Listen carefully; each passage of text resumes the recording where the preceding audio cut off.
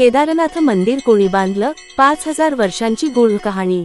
हिमालयाच्या कुशीत उंच बर्फाच्छादित पर्वतांच्या आड लपलेलं एक रहस्याने व्यापलेलं मंदिर आहे केदारनाथ।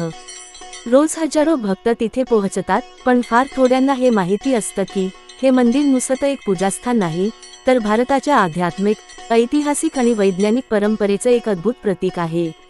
आज आपण या मंदिरामागील अज्ञात वास्तुरचना, पुरातन कालखंड, पौराणिक महत्त्व आणि अद्याप न उलगडलेली रहस्य यांचा वेध घेणार आहोत। 1. केदारनाथ मंदिराचं प्राचीन इतिहासात स्थान। केदारनाथ हे मंदिर हिंदू धर्मातील 12 ज्योतिर्लिंगांपैकी एक आहे। शिव पुराणानुसार भगवान शिव स्वतः इथे प्रकट झाले होते। मंदिराच्या स्थापनेची गोष्ट महाभारताच्या कालखंडाशी संबंधित आहे। याच ठिकाणी पांडवांनी भगवान शिवाची तपश्चर्या केली होती।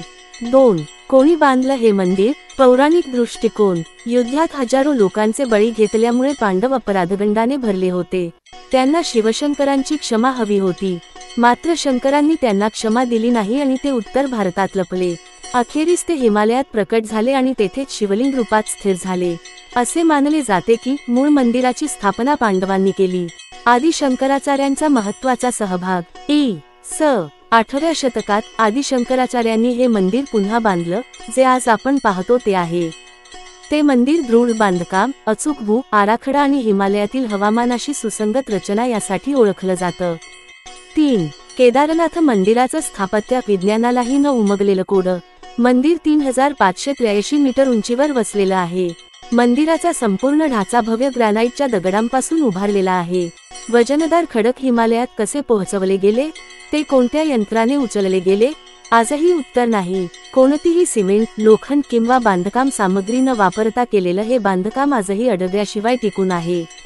4. 2013चा पूर मंदिर कसं वाचलं? 16 जून 2013 रोजी उत्तराखंडमध्ये आलेल्या महापुरात केदारनाथ परिसर उद्ध्वस्त झाला। हजारो लोक मृत्युमुखी पडले, परंतु केदारनाथ मंदिर अक्षरशः तसूभरही हललं नाही। एका विशाल बोल्डरने मंदिराच्या मागे अडकून पुराचा प्रवाह वळवला। तो दगड आजही तिथे रक्षकशिला म्हणून ओळखला जातो। 5. गर्भगृहातील उष्णता। बर्फाच्या देशात गरम मंदिर। हिमालयातील टोकावर असलेलं मंदिर अनेक महिने बर्फात झाकलेलं असतं, तरीही गर्भगृहात उबदारपणा जाणवतो। हे शक्य कसं होतं? कोणती ऊर्जा आहे इथे? शास्त्रज्ञ यावर संशोधन करत आहेत। 6. स्वयंभू शिवलिंग, निसर्ग की दैवी शक्ती। मंदिरातील शिवलिंग पारंपरिक गोल नाही, तर अश्वाच्या पाठीसारखं आहे। हे शिवलिंग स्वतः निर्माण झालं आहे असं मानलं जातं, म्हणजेच स्वयंभू आहे। ज्योतिर्लिंग म्हणून त्याचं महत्त्व अनन्यसाधारण आहे। 7. वैज्ञानिक दृष्टिकोन। केदारनाथ मंदिर उभं कसं राहिलं? इंजिनिअरिंग, आर्किटेक्चर आणि भूगर्भशास्त्र अभ्यासकांनी अनेक वेळा केदारनाथचा अभ्यास केलं। त्यांनी एक गोष्ट मान्य केली, ही रचना मानवी मर्यादांच्या पलीकडची आहे। अशा उंचीवर कठीण हवामानात एवढ्या अचूकतेनं भव्य मंदिर उभारणं, तेही प्राचीन काळात, याला दैवी अधिष्ठानाशिवाय समजावणं अशक्य आहे। 8. केदारनाथ आणि अध्यात्म। मंदिर वर्षातून फक्त 6 महिने उघडं राहतं, उरलेले महिने बर्फात बंद राहतं। बंद दरम्यान भगवान केदारनाथची मूर्ती ओखीमठ येथे ठेवली जाते। मंदिर पुन्हा उघडल्यावर लाखो भाविक शेकडो किमीचा प्रवास करून दर्शन घेतात।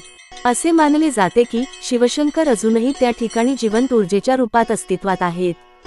केदारनाथ हे फक्त एक मंदिर नाही, तर ते भारतीय परंपरेचं, श्रद्धेचं आणि आत्मिक ऊर्जेचं अजरामर प्रतीक आहे।